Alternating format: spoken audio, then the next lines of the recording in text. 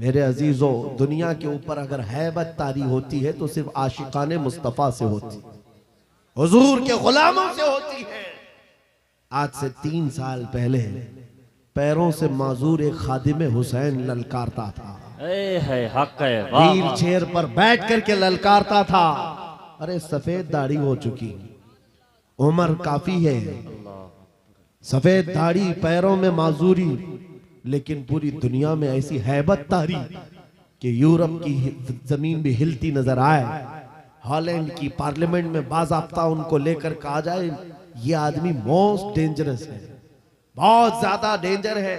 हम सोचते हैं ये तो पैरों से माजूर सफेद दाढ़ी वाला व्हील चेयर पर बैठा हुआ तुम्हारे लिए कैसे डेंजर हो गया? तुम्हारे पास तो बहुत बड़े बड़े मिसाइल, एटम बम है, सब कुछ है। पता ये चला कि रब तबारक व तआला जो हैबत डालता है वो आशिक मुस्तफा की हैबत डालता है, नबी पाक की सुन्नतों पर आमिल। या रसूल अल्लाह, या रसूल अल्लाह।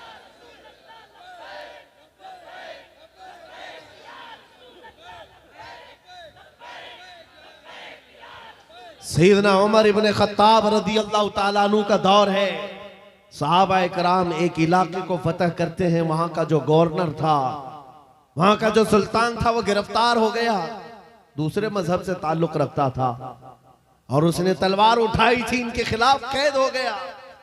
लेकिन जब कैद होकर के आया तो जाहिर सी बात है हमारे खिलाफ तलवार उठाए थे, अब फंसे हो तो मार खाओगे, अब तुम्हारी मौत होगी। लेकिन मुजाहिदीन इस्लाम थे, हजरत उमर के पास पेश किया, कहा कि इसका क्या करना है? कहा अगर वो इस्लाम में आता है तो उसकी जान बख्श दी जाए। उस बादशाह से कहा गया कि तू अगर ईमान ले आता है तो तुझे तेरी जान भी वापस और तेरा मुल्क और तेरी सल्तनत भी तुझे लौटा दी जाए, तू ही बादशाह, तू ही गवर्नर है। उसने कहा मेरा दीन इतना आसान नहीं है कि मैं बादशाहत लेने के लिए अपना ईमान छोड़ दूं, नहीं हो सकता, नहीं हो सकता। जान से मारने की बात थी। उसने कहा मैं अपना धर्म नहीं बदल सकता। फिर उसके बाद साहबा ने कहा हजरत अमीरुल मोमिनीन से इसका क्या किया जाए? हजरत उमर फारूक ने क्या किया सुनो, कहा उसको कहो कि हम तुम्हें जेल में डाल देंगे। उस बादशाह से कहा गया तो उसने कहा मंजूर है मुझे जेल, लेकिन मैं अपना धर्म नहीं बदल सकता, दीन नहीं बदलूंगा। हजरत उमर ने कहा जेल में डाल दो, और 10 सहाबा को भी उसके साथ जेल में डाल दिया। इनका कोई कसूर नहीं था। 10 सहाबा जवान थे, नौजवानों तवज्जो से सुनो, उस कट्टर दिल बादशाह के साथ जेल में डाल दिया। वो नौजवान सहाबा जेल में थे, उनके वक्त, उनके औकात की पाबंदी, सुबह दोपहर शाम वो अपनी नमाजों के पाबंद, कुरान की तिलावत, नबी पाक सल्लल्लाहु अलैहि वसल्लम की मोहब्बतों वाली सुन्नतें। 8 दिन नहीं गुजरे थे, वो बादशाह इन नौजवानों को बार बार देखता था। पलट करके उसने कहा तुम्हारे अमीरुल मोमिनीन से मुझे मिलना है। पैगाम पहुंचाया गया हजरत उमर के पास, कहा लाओ उसको। पेश किया गया बादशाह को, जेल के बाहर ला करके हजरत उमर के पास। कहा क्या कहना चाहते हो? कहा ईमान लाना चाहता हूं, ईमान लाना चाहता हूं। कहा हमने तो इससे कबल तुम्हारे सामने पेशकश रखी थी, क्यों नहीं लाए? उस वक्त तो तुम्हारी सल्तनत भी तुम्हें वापस करने की बात की गई थी, तब भी नहीं लाए। जेल में डालने की बात की गई, तब भी नहीं लाए। वो बादशाह कहता है इस तरह से अगर आप 25 साल भी मुझे जेल में डालते तब भी मैं नहीं बदलता। मुझे ये सख्तियों ने नहीं बदला, आपके इन 10 जवानों ने मेरा दिल बदला। इनके अखलाक और किरदार मैंने देखा, फिर मेरा दिल गवाही देने लगा ये झूठों की जमात नहीं हो सकती। और मैंने इनकी सुबह देखी, इनकी शामें देखी, इनका उठना बैठना, इनकी नमाज, इनकी इबादतें, इनका गिड़गिड़ाना, ये सब देख करके जवानों में मेरा दिल पसीज गया। और फिर दिल ने पुकार करके कहा गुलामों का जब यह हाल है तो फिर आका का हाल क्या है? गिरामी वक़ार, बदल सकते हो आज भी बदल सकते हो कि अगर तुम्हारे अखलाक, तुम्हारा ईमान मजबूत हो जाए, पत्थर दिलों को भी बदल सकते हो। बस बात इतनी है कि अमल के मैदान में तुम्हें आना है, उनके दिलों को बदलना मेरे मौला की शान है, रब तबारक व तआला की शान है। बड़े बड़े जलसे कर लिया, रात पूरी जाग लिया, लेकिन तुम्हारे अखलाक नहीं संवर सके तो ये फजूल हो जाएगा, कोई काम के नहीं। अगर सिर्फ दिखावे के लिए फॉर्मेलिटी अदा करना है तो हमें जलसों में बुलाओ भी मत। हम इस काम के लोग नहीं हैं, हम इस मैदान के लोग नहीं हैं। नहीं, हमारा ये पेशा है कि आपके पास आया, तकरीर किया और कुछ पैसे लेकर चला गया, अपनी कमाई किया। अल्लायाज़ु बिल्लाह, कभी नहीं। सिर्फ एक दर्द लेकर के चलते हैं कि हमारी जमात में से वो नौजवान किस दिन उठेगा जो इकबाल का जवान था। सुना है कुदसियों से मैंने कि वो शेर फिर होशियार होगा। बस यही दर्द लेकर आप तक, बल्कि बंगाल की खाड़ियों में, बिहार की झाड़ियों में, हर जगह पर सफर इसलिए कर रहे हैं कि कहीं ना कहीं मेरे मौला करीम ने फजल फरमाया और रहम फरमाया उम्मत मुस्तफा पर। हमारा जवान बेदार हो जाएगा, इन गानों को ये लात मारेगा, ये सारे मुजरे करने वाले अखलाक को ठोकर मारेगा और खड़ा होकर दुनिया को बताएगा मेरे नबी से मुझे इतना प्यार है कि तुम अगर नंगे रहने पर फख्र कर सकते हो तो मैं मेरे मुस्तफ़ा की सुन्नतों पर फख्र करूंगा। बेशक सुभान। अगर तुम्हें चोटी रखने पर शर्म नहीं आती तो मुझे दाढ़ी रखने में क्यों शर्म आए। हकीकत बोल रहा हूं या नहीं? अरे लोग आज तो चड्डी पहन करके निकल रहे हैं, उनको कोई शर्म या उनको कोई हिकारत से नहीं देखता, बल्कि फैशन कहलाया जा रहा है।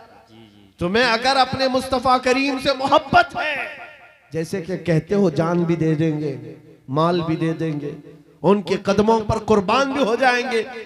जान बाद में देना, गर्दन बाद में देना, पहले अपने अंदर मौजूद खराबियों की कुर्बानी दे दो। अपनी जिंदगियों में मौजूद इन तमाम वाहियात को खत्म करो, आ जाओ मेरे मुस्तफ़ा के गुलाम बन जाओ। एक सवाल करता हूं, दिल पर हाथ रख करके और यकीन के साथ मुझे बताओ, अगर कोई तुम्हें हुजूर का गुलाम कहे तो बुरा लगेगा? किसी को बुरा लगेगा?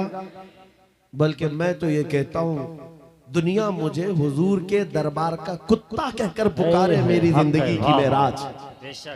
हमारी सआदत है, हुजूर के दरबार का कुत्ता कहलाना भी हमारे लिए फख्र है।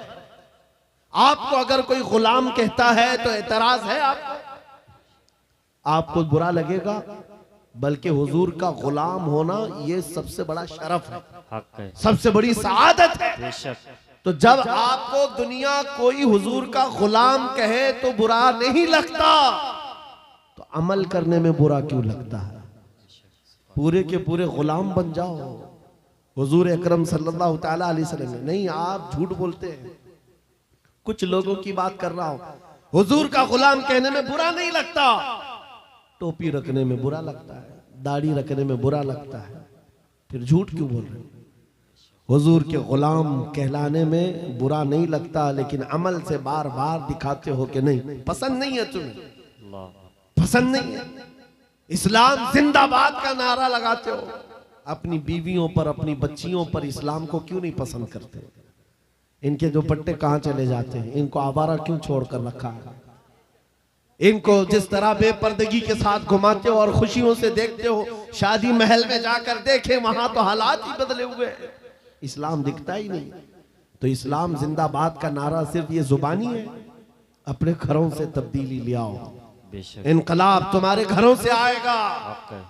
आज तुम दिल महसूस करके बैठे हुए हो कि बड़े बड़े तख्त पर बैठे हुए कुत्ते हमारे लिए भौंक रहे हैं, इस्लाम को मिटाएंगे, मदरसों को मिटाएंगे, मस्जिदों को मिटाएंगे, बुरा लगता है। और उसके बदले में तुम चाहते हो उनका जवाब देने वाला कोई चाहिए। बार बार हमारी मेंबरों से हम उनका जवाब देते रहे। ऐ नौजवानों, जवाब तुम अपने अमल से दो। एक मस्जिद का मीनार क्या गिरता है, हर घर मस्जिद बनना चाहिए, हर घर मस्जिद बन जाए। काश तुम्हारे घरों से अजाने हो, तुम्हारे घरों को मुसल्ला बना दिया जाए। एक बात याद रखो, दुनिया थक जाएगी, एक वक्त आएगा थक जाएगी, कल को देखना इजराइल भी थक चुका होगा बेशक मार मार करके। अब आएंगे वो युद्ध विराम करने के लिए कि हम समझौता करेंगे, बस खत्म हो गया। जितने ताकत थी झोंक दिया, मार मार करके थक जाएगी दुनिया। लेकिन हमारी शरीयत का, हमारे दीन का एक मिजाज है, कितने गाजी मारोगे हर घर से गाजी निकले। बेशक हक है। तुम एक चिराग गुल करोगे, मौला 100 चिराग रोशन करेगा।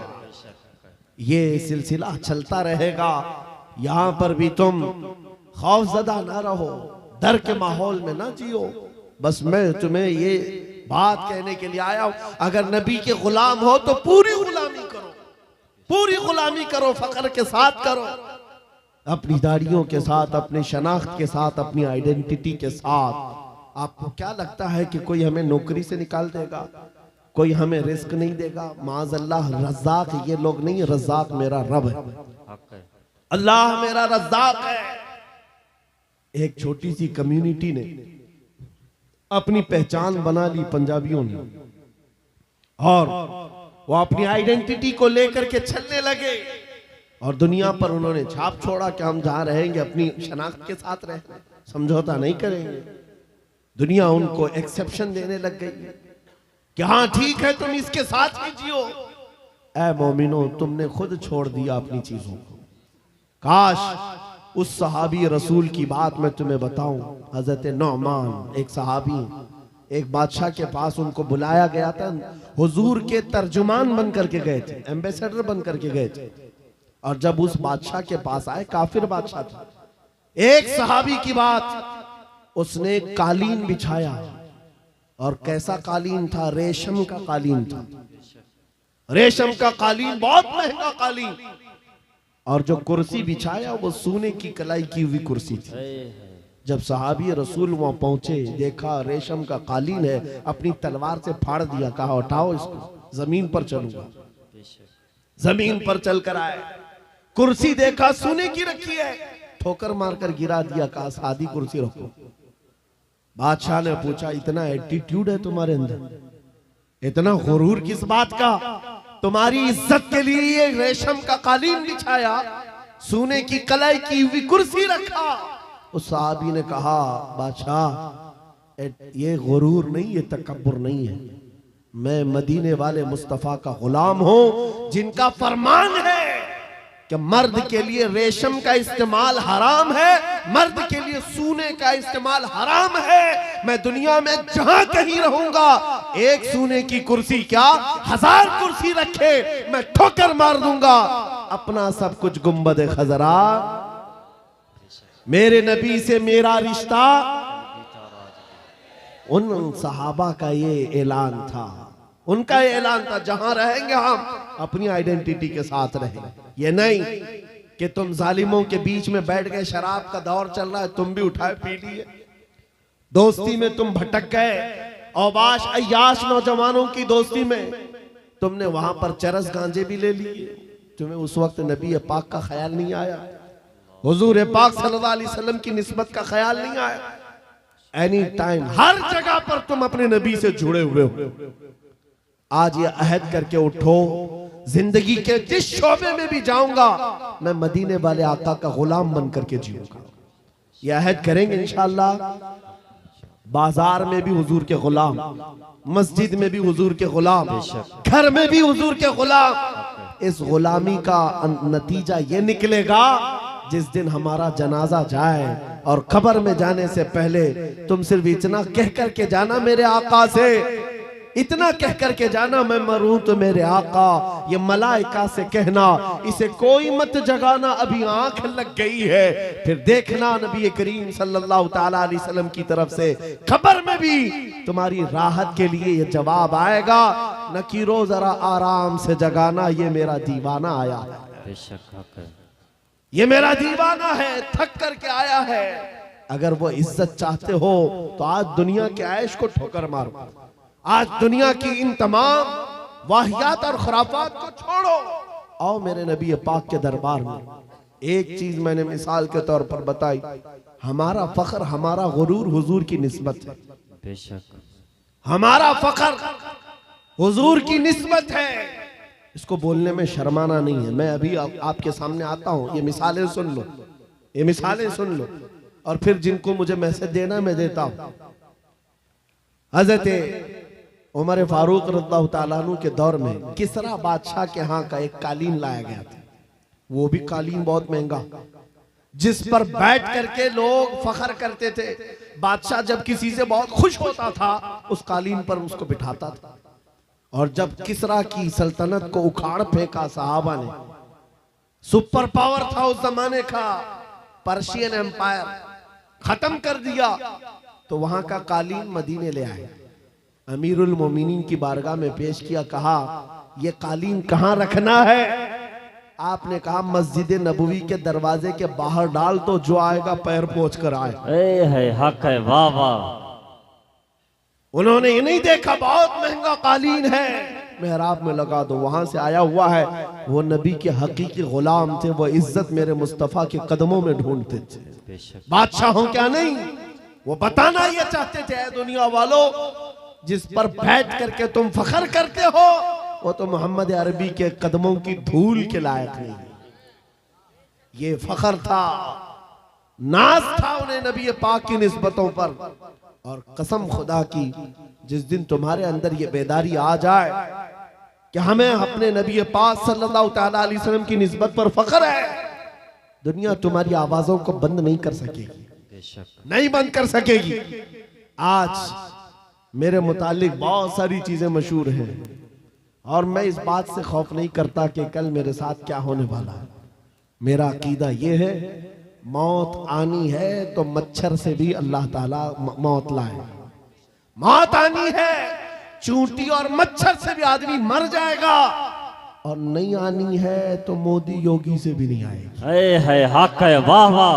नारे तकबीर, नारे रिसालत, जश्न गौसुल वरा, खलीफे हुजूर ताजुल शरिया, खलीफे हुजूर गयासे मिल्लत, नारे तकबीर, नारे रिसालत।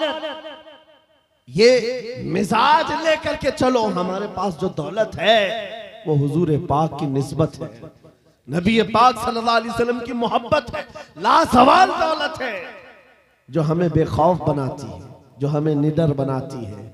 लोगों के दरमियान ही नहीं, पूरी दुनिया के दरमियान तन्हा रह करके भी नबी पाक का गुलाम अपने आप को महफूज समझता है। वजह क्या है?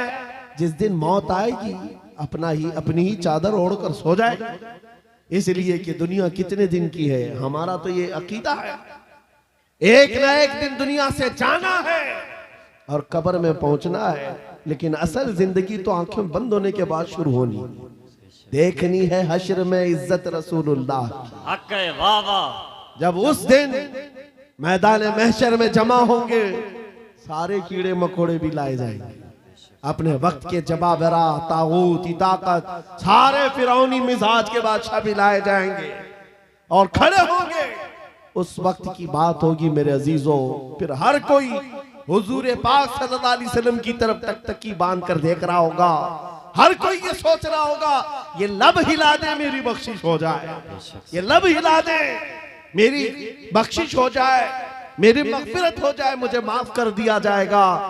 लेकिन मेरे अजीजों, उस दिन के आने से पहले जब तागूती ताकतों को वहां रगड़ा जा रहा होगा, रब का हुक्म होगा, लिमनिल मुल्कुल यौम, आज की बादशाहत किसकी है? लिल्लाहिल वाहिदिल कहार, एक कहर करने वाले खुदा की है। रब तबारक व तआला कहार होगा और उसका हबीब उस दिन रहमतुल लिल आलमीनी पर होगा। मेरे आका का उस दिन शफाअत का दिन होगा। लेकिन आपको मैं बताऊं, ये बातें इसलिए कह रहा हूं, आज ले उनकी पनाह, आज मदद मांग उनसे, कल न मानेंगे कयामत में अगर मान गया। उस दिन बहुत सारे मानने को बैठे होंगे, बहुत सारे, ये जितने भौंक रहे हैं ये भी सोच रहे होंगे आज इनकी बात कर लें, कल न मानेंगे फिर कयामत में अगर मान गए। आज तुम्हारे पास वक्त है उस नबी की अजमतों को तस्लीम कर लो। आज उस नबी पाक सल्लल्लाहु अलैहि वसल्लम की सच्चाइयों को एक्सेप्ट करो। कल कयामत का दिन बड़ा भयानक भी है, सख्त भी है, और उस वक्त सवा नेज़े पर सूरज हो और लोगों का पसीना उनकी गर्दनों उनकी कमरों तक आया हुआ हो, भेजा पक पक करके कानों से बाहर आ रहा हो, उस वक्त उस दिन मेरे आका फरमाते हैं कयामत के मैदान में मेरी हालत ये होगी, मेरे एक कंधे पर चादर पड़ी होगी। हुजूर फरमाते हैं ये चादर खसक खसक कर कभी गिर रही होगी, मैं एक हाथ से अपनी चादर संभाल रहा होऊंगा, दूसरे हाथ से अपने उम्मतियों को पकड़ पकड़ कर जन्नत में ले जा रहा होगा। सुभान अल्लाह, हक है। उस दिन मेरे आका की रहमतुल लिल आलमीन होगी और वो तुम्हारे लिए है। अब नौजवानों सुनो, हुजूर पाक से एक सहाबी ने पूछा आका मैदान महशर में बड़ा जम्मे गफीर होगा, आप कैसे पहचानेंगे? बहुत सारे उसमें मूसा अलैहिस्सलाम की उम्मत भी, ईसा अलैहिस्सलाम की उम्मत भी, इब्राहिम अलैहिस्सलाम की उम्मत भी, इस्माइल अलैहिस्सलाम की उम्मत भी, सारे नबियों की उम्मतें हैं। मेरे आका क्या फरमाते हैं सुनो, तुम्हारे वजू के आज़ा, वजू करते हो कि नहीं करते हो? वजू करते हो? सुनो हदीस पाक सुना रहा हूं। मेरे आका फरमाते हैं वजू करने के वक्त तुम दोनों हाथ धोते हो और चेहरा भी धोते हो, ये जो दिखने वाले मसा भी करते हैं और पैर भी धोते हैं। हुजूर फरमाते हैं कयामत के दिन ये आज़ा सबसे ज्यादा चमक रहे होंगे, ये चमक देख करके मैं पहचान लूंगा मेरा उम्मती फला जैसा। सुभान अल्लाह, हक है। वाह वाह। जो वजू ही नहीं करता वो क्या चमकाएगा कयामत के दिन? वजू ही नहीं करता। इसलिए मैं कह रहा हूं कयामत का मैदान भी मुस्तफा करीम की शफाअत का दिन है। उस दिन के लिए अपने आप को आज बदल डालो। दुनिया भी तुम्हारी है, उकबा भी तुम्हारी है। आज यहाँ सारी खुशियां तो मौला ने दे दिया है, सोने के लिए नींद है, रहने के लिए घर है, पहनने के लिए कपड़े, किस चीज की कमी है? सब कुछ तुम्हारे पास है। एक चीज है दौलत इश्क मुस्तफा का ये चिराग, और इसकी लौ बढ़ा दो, फिर देखना तुम्हारे चेहरों की सदाकत दुनिया को बोलेगी, तुम्हारे चेहरों का नूर गुफ्तगू करेगा। जिस तरफ से तुम गुजर जाओ इश्क मुस्तफा की महक फैलाते जाओ। अजीजा ने ग्राम वक़ार, मैं इस मैसेज के साथ अपनी गुफ्तगू समेटना चाहता हूं, इस मैसेज के साथ कि जितने आज इस्लाम के खिलाफ बोल रहे हैं, ये सुन सुन करके नौजवानों के दिलों में ये बात आने लग गई कि हालात बड़े खराब हैं, अभी कुछ बोलना नहीं। यही तो दिन है बोलने के, यही तो दिन है जवाब देने के। तुम इंतजार करते रहोगे, अच्छे दिन आएंगे तब हम बोलेंगे, और झूठे लोगों के अच्छे दिन कभी नहीं आते। झूठों ने जो अच्छे दिन के नारे फैलाए वो कभी नहीं आते। मैं आपसे कहता हूं मेरे अजीजों, एक मशहूर मुहावरा है, गाड़ी चलाना सीखना हो तो ट्रैफिक में ही चलाना पड़ेगा। तुम अगर इंतजार करते रहो रोड खाली होगा तब गाड़ी चलाओगा, तो तुम इसी तरह रोड के खाली होने के इंतजार में रह जाओगे और ड्राइविंग सीट पर आ भी नहीं पाओगे।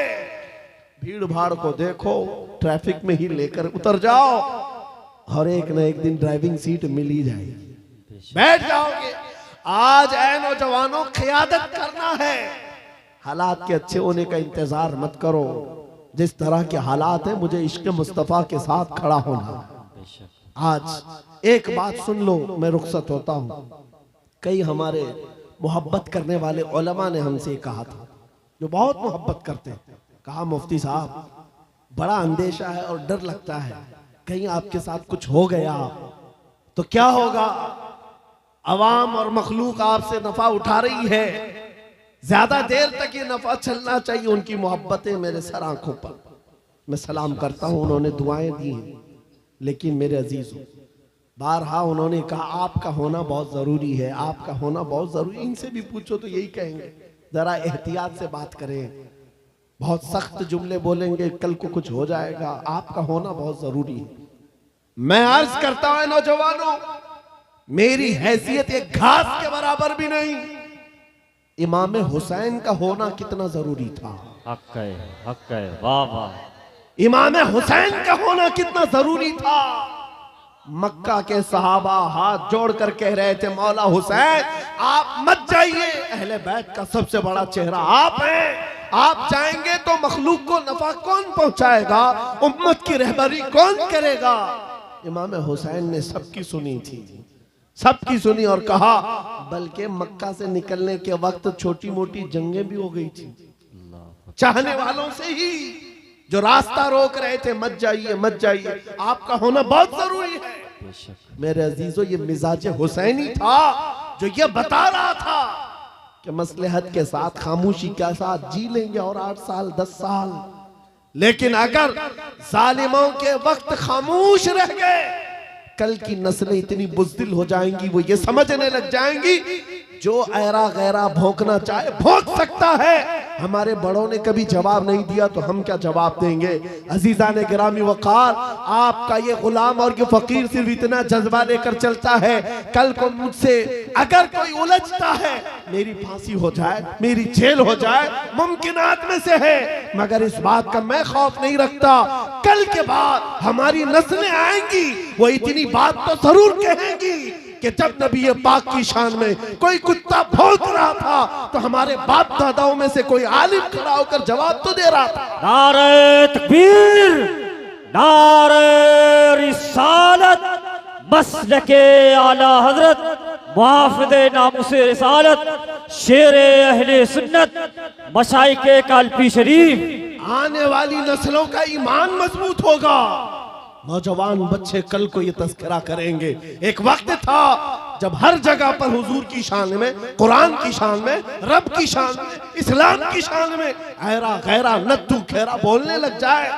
मेरे अजीजों, अगर खामोश मिजाजी इसी तरह की बनाई गई तो आने वाले लोगों के दिलों में ऐसी बुज़दिली आ जाएगी कि कल को ये हुजूर का नाम लेने से भी डरने लग जाएं, कुरान की बात करने में खौफ खाने लग जाएं। नहीं मेरे अजीजों, ऐ नौजवानों, मैं इसलिए चीख चीख करके जा रहा हूँ, इसलिए खुलेआम डंके की चोट पर बोल बोल करके जा रहा हूँ। कटना है तो एक सर कटेगा, लेकिन अकीदा ये बोलता है इस्लाम जिंदा होता है हर करबला के बाद। हक है, वाह वाह, नारे तकबीर, नारे रिसालत, लब्बैक लब्बैक लब्बैक या रसूल अल्लाह, लब्बैक लब्बैक लब्बैक या रसूल अल्लाह। बस बात इतनी है, इस बात का खौफ नहीं, डर नहीं है। इंशाअल्लाहुल अजीज इस दीन का मुहाफिज अल्लाह करीम किसी न किसी को पैदा करेगा और ये दीन चलता रहेगा। लेकिन ये हालात रकम कर दिए जाएंगे, ये तारीख लिखी जाएगी। हुजूर पाक सल्लल्लाहु अलैहि वसल्लम, आपको पता है आज से तकरीबन मेरे अंदाजे के मुताबिक 600-700 साल पहले की तारीख लिखी हुई है। बगदाद के ततारियों की तारीख, जिन्होंने पूरे मुसलमानों को खत्म किया था। बादशाह ने कई उलमा को, मुसलमानों को बेड़ियों में कैद करके लाकर अपने दरबार में खड़ा किया था और उनके सामने एक ईसाई पादरी को लाकर कहा कि इनके नबी की शान में गालियां दो। पैसा देकर के गालियां दिलवाई जा रही थी, गालियां दे रहा था। लेकिन दरबार में बादशाह का एक कुत्ता था जो सोने की जंजीर से बंधा रहता था, और जब वो ईसाई पादरी हुजूर की शान में गालियां देने लगा, बयान करने लगा, कुत्ता भौंकने लगा। दरबारी कुत्ता था, बादशाह का कुत्ता था। ये सही रिवायत है, अल्लामा इब्ने हजर अस्कलानी ने लिखा है। कहा बहुत हो गया तो कुत्ता जंजीर तोड़ करके निकल आया और उसके सीने पर चढ़ गया, दम जदन में फाड़ कर 2 टुकड़े कर। उसकी हैबत ऐसी थी उस कुत्ते की। बादशाह खड़ा हो गया, दरबारी खड़े हो गए, सिपाही खड़े हो गए। ये मंजर देखकर कोई कुत्ते के करीब आना नहीं चाह रहा है। कुत्ते ने किसी और को नहीं काटा, सिर्फ और सिर्फ उस गुस्ताख रसूल को जो नबी की शान में भौंक रहा था। औलिया कामिलीन, उलमाए सलफ सालिहीन ने लिखा है, उस एक कुत्ते के किरदार से दरबार में मौजूद 10,000 लोगों ने इस्लाम कबूल कर लिया था। हक है, वाह वाह, नबी की आजमत को कबूल कर लिया था। 600 साल गुजर गए, 700 साल गुजर गए, लेकिन तारीख में वो कुत्ते का नाम आज भी महफूज है। क्यों? इसलिए कि नबी पाक की नामूस की तरफ उंगली उठाया तो जानवर होकर के भी हुजूर की दिफा के लिए, इज्जत के दिफा के लिए खड़ा हो गया। आज है नौजवानों, तुम तो उम्मती हो, तुम तो रसूल पाक के गुलाम हो। तुम्हारे लिए मेरे आका ने रात रात भर रोए हैं। तुम्हारे लिए बख्शिश का सवाल कितनी मर्तबा मेरे रब से किया है। तुम्हारे बारे में मेरे आका फरमाते हैं, तुम्हारे तलवों में कांटा भी चुभ जाए तो दर्द मुझे भी होता है। तुम्हारा रिश्ता नबी से बहुत गहरा है। तुम जानवर नहीं हो, तुम इंसान हो। तुम्हारे लिए मेरे आका पूरी रात रोते थे, मेराज में रब से सवाल करते थे। उम्मती उम्मती कहते दुनिया से भी आप रुखसत फरमा गए। ऐ नौजवानों, अगर हुजूर की उन यादों का, उन निस्बतों का कुछ पासो लिहाज है तुम्हारे पास तो खड़े हो जाना। ये मत देखना मेरे मुकाबिल में कौन बोल रहा है, मेरे मुकाबिल में कितने बड़े तख्त पर बैठा हुआ है, कौन गुंडा राज कर रहा है, कौन तागूती नमरूद और फिरौन बैठा है। ये हरगिज़ नहीं देखना। अपने ईमान और अपने अखलाक की जिम्मेदारी ये है, मैं नबी का कुत्ता हूं, सामने जो भी आएगा उसकी छाती पर चढ़ करके उसको भौंकूंगा, वाह वाह, उसका जवाब दूंगा। या रसूल अल्लाह, या रसूल, आला हजरत, आला हजरत। हमारा ये तेवर, हमारा ये मिजाज सिर्फ और सिर्फ उन लोगों के लिए है जिनके अंदर खुजली ज्यादा है और हुजूर पाक नामों से रिसालत, इस्लाम, कुरान और दीन पर उंगलियां उठाते। बहुत सारे लोग हमारी तकरीरें सुनते हैं, गैर मुस्लिम, नॉन मुस्लिम लोग, पुलिस डिपार्टमेंट वाले लोग भी, उनको ऐसा लगता है भड़काऊ बातें, बहुत प्रोवोक करते हैं। मेरे अजीजों, हम देशवासियों के लिए नहीं, ये सख्त लहजा इसलिए है। मैंने एक पुलिस डिपार्टमेंट के ऑफिसर थे, उनसे कहा था अगर आपकी माँ को कोई बदकार कह दे तो आपको कैसा लगेगा। कुर्सी से खड़े हो गए, कहा क्या मिसाल दे रहे मौलाना मेरी माँ पे। कहा आपको अभी मैंने मिसाल दिया, अच्छा नहीं लगा।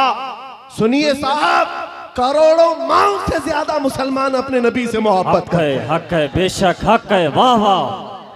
हमारे लिए अपने नबी की मोहब्बत जान से बढ़ करके है, ईमान की जान है। और हमारा ये तेवर और हमारा ये मिजाज सिर्फ उन लोगों के लिए है जो हुजूर की तरफ उंगली उठाते हैं। खैर चाहते हो, सुलह आश्ती के साथ रहो, अमन अमान के साथ रहो, क्योंकि कुरान ने हमें फरमाया है वइन जनाहु लिस्सल्मी फजनह, अगर वो झुका दें, सलामती चाहे तो तुम भी सलामती के साथ रहो। हमारा ईमान यही हमें कहता है कि तुम जहां पर रहो जंग की तमन्ना मत करो, दुश्मनों से मुठभीड़ की तमन्ना मत रखो, सलामती और अमन के साथ हम भी जीना चाहते हैं, आप भी। लेकिन एक बात याद रखना, एक पिल्लर है हमारा, एक सुतून है हमारा जो पूरी कायनात का अजीम पिल्लर है। उसको जो भी छेड़ेगा फिर छत तुम्हारे ऊपर गिरने को तैयार रहेगी। वो पिल्लर, वो सुतून मुहम्मदुर रसूलुल्लाह की जात है। क्योंकि हमारी तारीख ये है, घबरा गई है गर्दिशे दौरा कभी कभी, दीवान गाने इश्क़े मोहम्मद को देखकर घबरा गई है गर्दिशे दौरा कभी कभी। वो मेरे आबा व अजदाद थे, ऐ सुन्नियों तुम्हारे आबा व अजदाद थे, तुम्हारे वो पुरखों की तारीख थी जिन्होंने दरिया नहीं देखे घोड़े डाल दिए थे, जिन्होंने पहाड़ नहीं देखे चढ़ा दिए थे, जिन्होंने आंधियां नहीं देखी अपने नबी का परचम लहरा दिया था। टल न सकते थे जंग में अगर अड़ जाते थे, पांव शेरों के भी मैदान से उखड़ जाते थे, हक से सरकश हुआ कोई तो बिगड़ जाते थे। अरे तेग क्या चीज है, हम तोप से भी लड़ जाते थे। बेशक सुभान अल्लाह, हक है। या अली, या अली, या अली। यह हमारी तारीख की सच्चाइयां हैं। और अगर यकीन नहीं आता उन सारे कीड़ों से मैं कहता हूं, जाओ फिलिस्तीन के उन नन्हे बच्चों को आज देख लो जिनके हाथों में छोटी कंकरियां हैं और सामने बड़े बड़े मिसाइल खड़े हुए हैं, लेकिन इन बच्चों का ईमान आज भी है। इस्लाम था, इस्लाम है, यही यकीन तुम्हारे दिलों के अंदर पैदा हो जाए। अजीजा ने गिरामी वक़ार, बस मेरा मैसेज जवानों के सीनों में अगर महफूज हो गया, कल को अगर वो खड़े होकर ये अहद करके उठे, मैं सो जाऊं या मुस्तफ़ा कहते कहते, खुले आंख सल्ले अला कहते कहते, उन्हें जाना उन्हें माना, न रखा गैर से काम, लिल्लाहिल हम्द मैं दुनिया से मुसलमान गया। जिंदगी ये नहीं किसी की किसी के लिए, जिंदगी है नबी की अरे ना समझ मरते हैं जिंदगी के लिए, जीना मरना है सब कुछ नबी के लिए। आओ बारगाह मुस्तफा में अहद करके उठते हैं, वादा करके उठते हैं। आका दूसरों के लिए बहुत जी लिया, लेकिन आज वादा करता हूँ या रसूल अल्लाह, दहन में जुबान तुम्हारे लिए, बदन में है जान तुम्हारे लिए। हम आए यहाँ तुम्हारे लिए, उठे भी वहाँ तुम्हारे लिए। लब्बैक या रसूल अल्लाह, लब्बैक या रसूल अल्लाह, लब्बैक या रसूल अल्लाह।